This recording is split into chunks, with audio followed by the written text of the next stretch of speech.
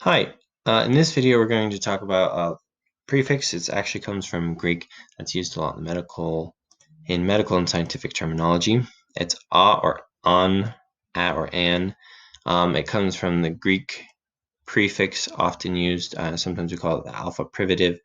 So it's just an alpha or an alpha nu, and just means not. A really good example of using this is analgesia, which is lack of pain.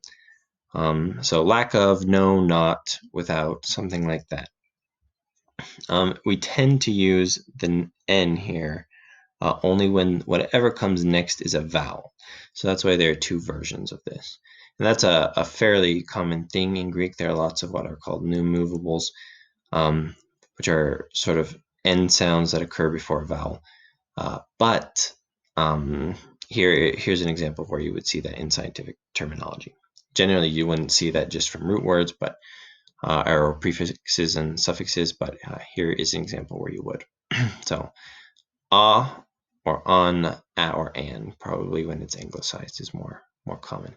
So analgesia, anesthesia, lack of ability to feel. There are other words, for example, aprosopagnosia, or prosopagnosia, yeah. So the inability to recognize faces, for example. So I think that's actually prosopagnosia, not aprosopagnosia. However, just know it's a very simple prefix and it's very commonly used.